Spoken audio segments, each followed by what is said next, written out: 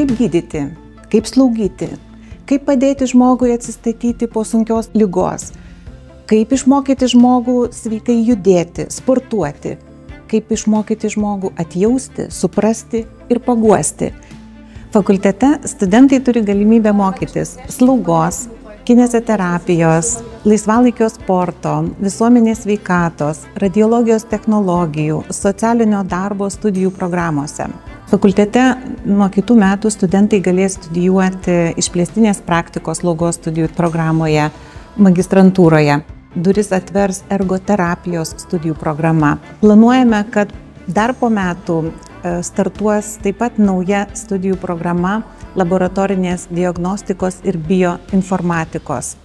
Nu ir gerai, tai kiekvienas pasakykit, kokį klausimą ištraukit, galite atsakyti. Ar gerai? Ne?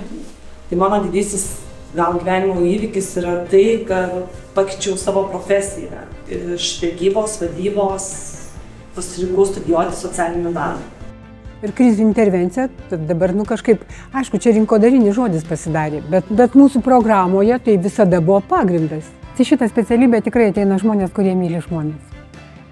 Nes tu dirbi su žmonėms, kurie yra rizikos situacijoje. Ir socialinis darbuotojas ateina, jis atneša jam viltį.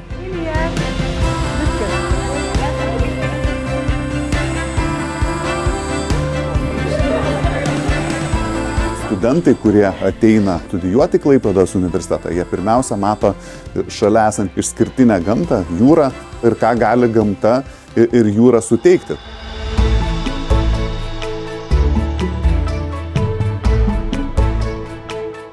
Šiandieną nebuvo jokio žodžio ne.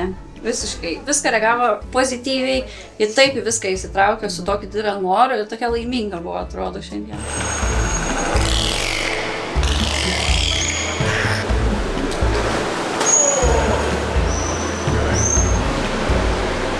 Tai delfinų terapijos metu šiandien iš tikrųjų parodė tikrai nepaprastai gerą dėmesio koncentraciją, ar ne? Tai tikrai matom, kad suteikiant sensorinius stimulus. Nuostabiai vaikas pasirodė, ar ne? Net ir mama tikrai stipriai džiaugiasi. Didžioji dalis mūsų specialistų, kurie darbuojasi delfinų terapijos centre, yra baigę būtent Klaipėdos universiteto sveikatos mokslų fakultetą.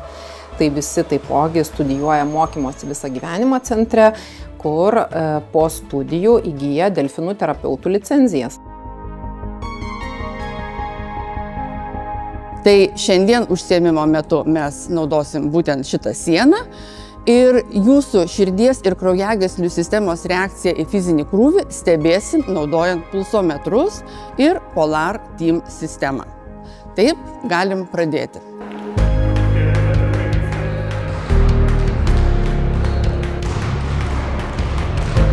Kaip išlikti sveikam ir gyventi ilgai, tai čia klausimas, kur tik mokslo pagalba kartu galima tą klausimą ir išspręsti. Studijuoju aš Klaipėdos universitete laisvalaikio sporto specialybę. Sportas labai daug užima mano gyvenime vietos ir sugalvojau, kad noriu padėti žmonėms suprasti, kas tai yra sveikas judesys, kodėl reikia sportuoti ir kam yra reikalingas fizinis aktyvumas.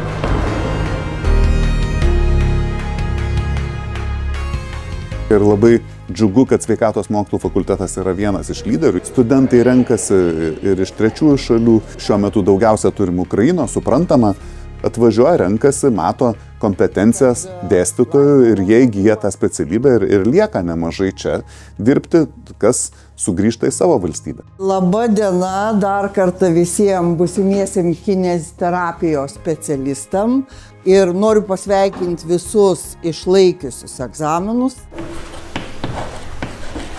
Ми приїхали з України, я приїхала з міста Дніпро, де зараз я навчаюся на другому курсі кінезіотерапії. Маю декілька улюблених предметів та саме улюблене – це патологія. Šios dienos iššūkiai matome, kaip svarbu yra patriotinis mąstymas ir gynybinis potencialas, kaip parengti specialistą, kuris ekstremaliomis sąlygomis sugebėtų dirbti. Bet aš manau, kad fakultetas šiuo metu stiprėja ir po 10 metų jis bus dar labiau integruotas į mūsų valstybės sveikatos priežiūros specialistų rengimą. Ta laboratorija turi daug diagnostikos įrangos, kurią galima įvertinti žmogaus, mūsų pacientų fizinę ir funkcinę būklę. Paskaitų metu mes galime išbandyti įvairias technikas, taip pat studentai gali pasimokinti ir išsitirti save. Taigi, mėly studentai, jeigu nesimokysit, būsit tokie. Gerai, Samanta, pradėsim judesį iš klubo. Tai spausim šiek tiek pėdą kamuoliuką ir stengsime tolygiai lėtai judėti. Dar kartelį. Ir vėl grįžtam.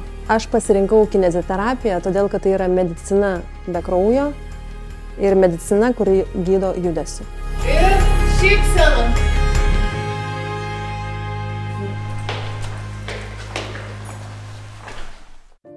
Aš galiu dar jums įdomybių parodyti, žiūrėkit, ne? Gal sakau, matot, pažįstat? Man reikės šitų nuotraukų. Reikia memuarus rašyti.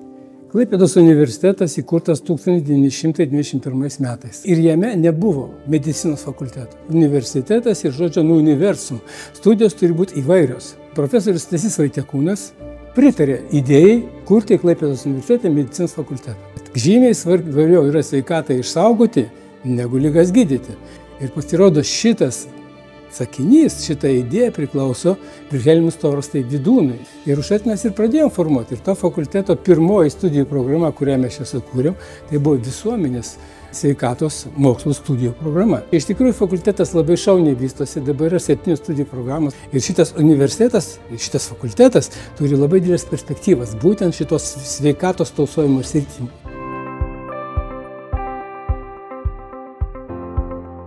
Jo, pasveriam, padedam, taip. Maišelį, gerai, darbuokitės, keliaujam toliau. Identifikuojam pacientą. Pažiūrėkit, ant pacientų vardas, ant rankos užrašytas pavardė vardas. Mums reikia prisitraukti 5 ml. Geriau gal. Tik nebeveikia. Studijuoju Klaipėdos universiteto slaugos studijų programoje 2 kurse ir pasirinkau šią programą todėl, nes nuo pat mažens norėjau padėti žmonėms.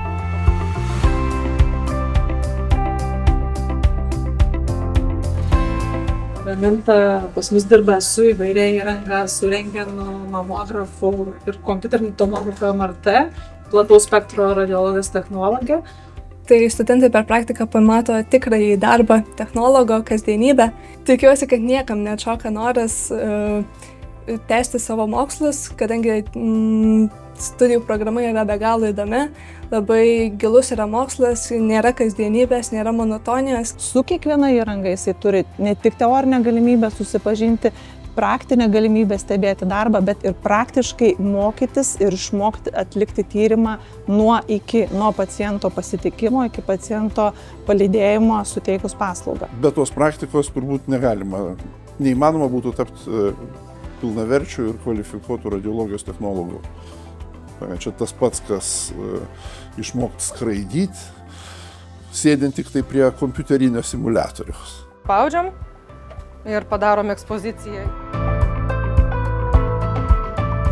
Nerasite nei vienos sveikatos priežiūros įstaigos vakarų Lietuvoje, kurioje nedirbtų bent vienas ar keli mūsų fakulteto absolventai.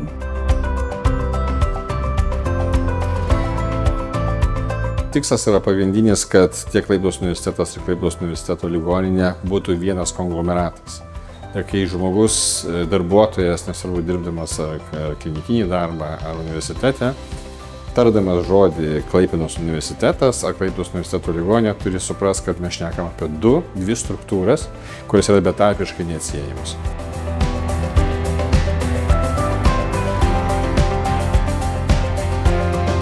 Studijuoju tęstinėse slaugos studijose Klaipėdos universitete, o šiuo metu dirbu universitetinėje ligoninėje reanimacijos skyriuje slaugytojų. Gavom pranešimą, kad atvyksta sunkios būklės pacientas. Tai va dabar mes rodysiu, kaip reikia pasiruošti pirminiam darbui. Aš manau, tiesiog tai yra nenuspėjama ir įdomu. Tai realizuoti gali save tikrai, o galimybių daug yra. Mokytojai yra nuostabus, tiek darbuotojai. Tai tikrai aš džiaugiuosi.